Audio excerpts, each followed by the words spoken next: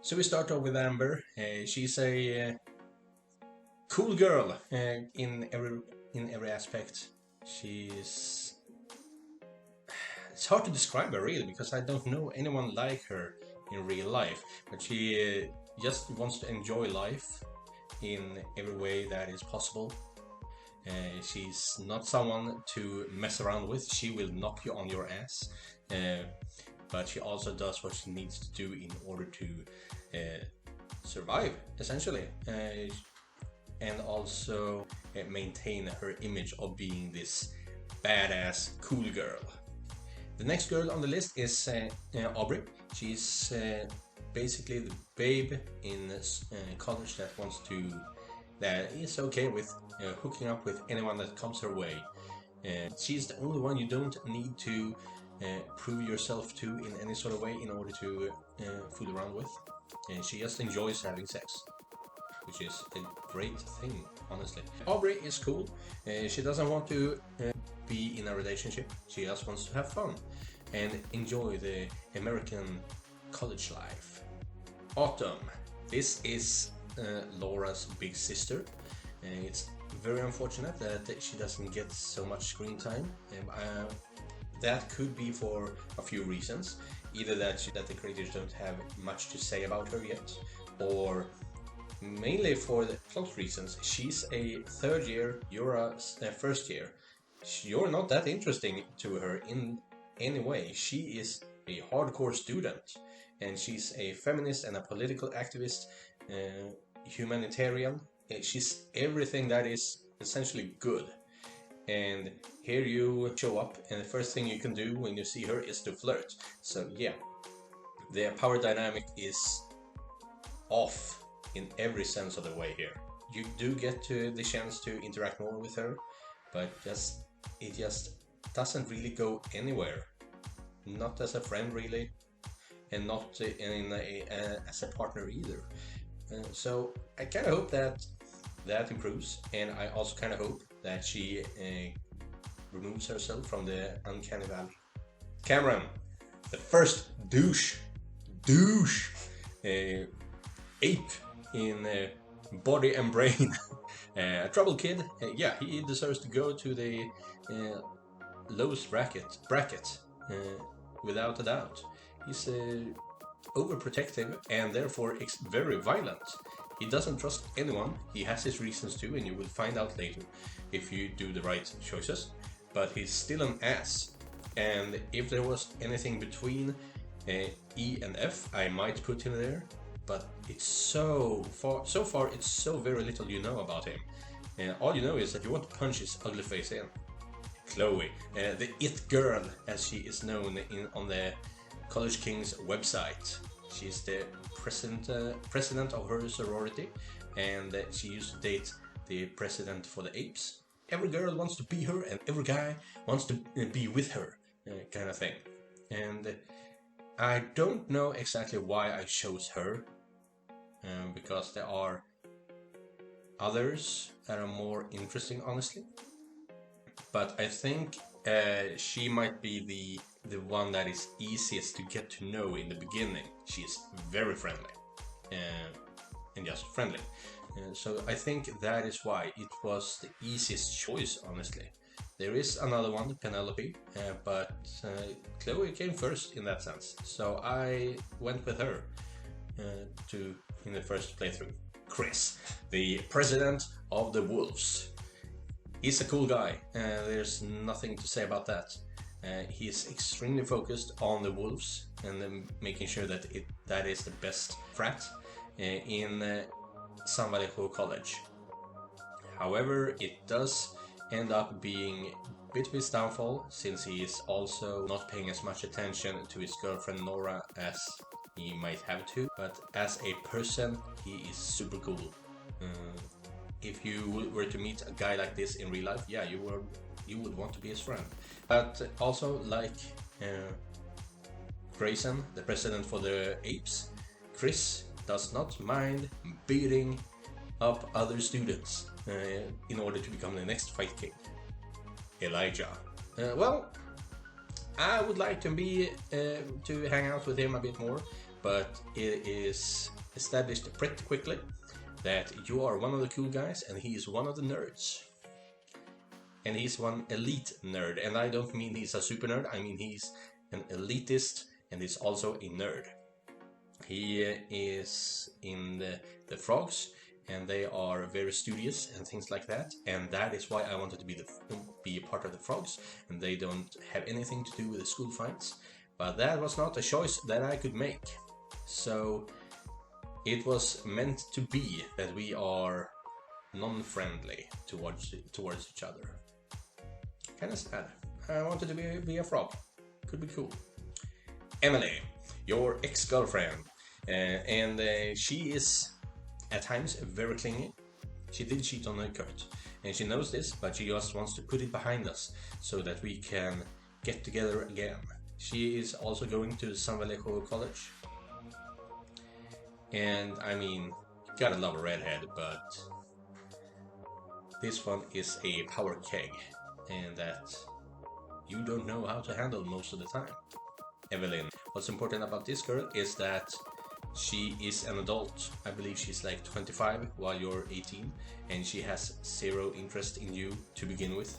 So you kind of have to convince her that, yeah, let's go on a date. It might not be a future for us, but hey, I'm the one paying for the meal, so it could at least be a free meal for one day. So, and then you work from there. You have to say the right things, and so far there is no more character development between the two of you, but it seems like there is something could go down here, which is cool. I'm actually kind of looking forward to see more of Evelyn. And here we go, Grayson, the top shit, the big piece of shit of San Vallejo College. He is the president of the apes, and when you get too close to Chloe in the first act, he will fuck you up, pretty much. And well, he will knock you out cold, and then you are on very unfriendly terms, but then he turns around pretty fast and wants you to join the apes. So much so that he actually invites you on a one-on-one rendezvous, meetup, whatever, something like that. Yeah, I don't like him. He's a dick. Anyway, I don't like him. So yeah, he goes down to the lowest bracket as well, alongside with Cameron. And Imrae. In Swedish, I would say Imrae. I would have to hear him say his name in order so that I can pronounce it correctly. Anyway, he's a cool and fun guy. And he is the rowdy kind of character that anyone could be friends with. However, he only wants to get laid all the time. So it kind of gets long-winded and boring, and it's not really my kind of character. I don't want to hang out with someone that only wants to get laid all the time. So yeah, he's not in any of the top brackets, basically. He's not a bad person, though. He's just kind of boring. Josh, your old friend from before college. He's... well, what is he? I think, yeah, he's along with Imrae, they are the playboys. They want to get laid all the time, hook up with any girl they can find. However, Josh does bring you with him. He wants his boy with him when he does stupid shit. And he does some stupid shit. Yeah, you have to fight off criminals because he has drugs that they want, but they won't pay for, and shit like that. So yeah, he was a cool kid before college, but now that we're growing up and getting access to heavier stuff, it's kind of dangerous to be around, which is sad. And I've tried several times to try to talk him out of it, to try to get him to change his ways, but he just doesn't want that to happen. So it will be very interesting to see where we end up with him. Julia, your stepmom. Well, she is president of the Uncanny Valley. She's kind of creepy to look at. However, she's a lovely mother in that sense. She really treats you like her son, and she wants what's best for you. But sometimes it feels like she sees too much of her husband, your old man, in you. And yeah, there's only a matter of time before you can hook up with her. That's what it feels like. And that's kind of creepy, in my opinion. I'm not trying to judge anyone, but this is my video about my opinions. So yeah, deal with it. Anyway, as a mother, as a person, she's pretty much a great person. Kim. Yeah, this is a pretty bad picture. However, there is difficult to find any pictures of her. She's a cute girl. She's very quiet, doesn't say a lot. I don't know if that's because she's shy or if it's just that she doesn't care about anything. Only a few times that you see her is when she's with Josh, and that makes me think that she actually only wants to be with Josh basically, but Josh wants to be with everyone else and hook up with every other girl. So it would actually be pretty cool if Kim confronts you and talks to you about how she wants to go steady with Josh and you have to help her with that. That would be a story that I could really enjoy. I'm not in this game just for myself. I'm here to help the NPCs. That's their success is my success, and that is something I have going for my real life as well. If I can make someone else happy, then I am happy. So yeah, one thing is for certain, she does not want to kiss you. Anyway, the next up is Lauren. I said her name wrong previously, but anyway, she's a really cute girl. She's kind of shy, a bit of a prude, I think is the right word. A lot of inhibitions, sort of, but that's perfectly fine. She is the girl next door, and she wants a real, actual relationship, and I failed to do that until I looked on guides online. But when you do get in a relationship with her, it's a lot of temptations to go with the other girls, and that can backfire quickly, which is really bad. But she's really a sweet girl. Yeah. If you get to be with a girl like her, that's awesome. You couldn't ask for any better, basically. Lindsay. She is known as the basic girl on College Kings website. And yeah, she basically is. But that's not an issue. She is a nice girl that doesn't do a lot per se, but she does get an interest in you, which is good for the game. But she also lets you know that she wants to run for president and replace Chloe. She has a lot of ideas, and I support them in the game, even though I am dating Chloe, which is kind of sad. So that might backfire on me in future acts. But yeah, Lindsay wants to make improvements so that the sorority is not so divided, and Chloe basically just wants to maintain the status quo and shoots down every new idea, which is the sad part. So yeah, I support Lindsay in this goal. Mr. Lee, the hard-ass teacher. Yeah, he is very strict and very studious and wants the best for his students in every sense of the way. And yeah, that makes him pretty much an enemy of every student pretty quickly in the story. However, when you get past Act 1, you get so much more character development from him. and you realize that this is a good guy.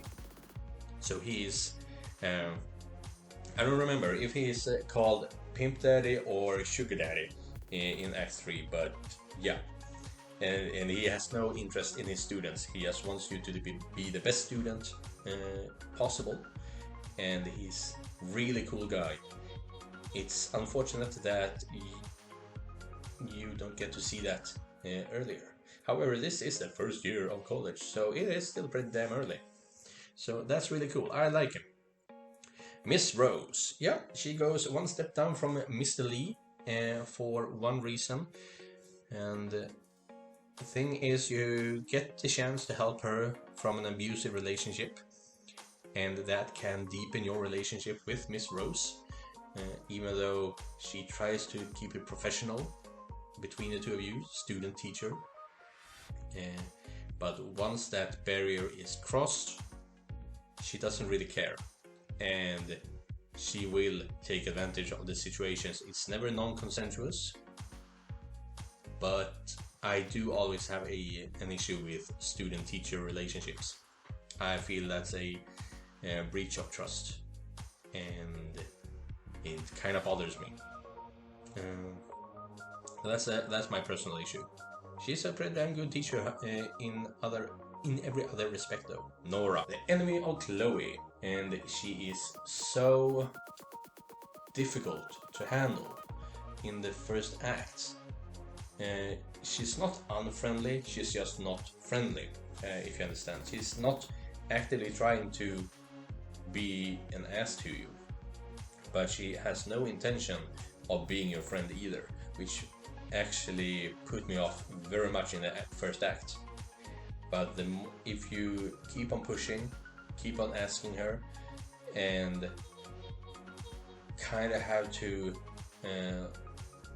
tell her what she wants to hear, then you will get so much more personality from her.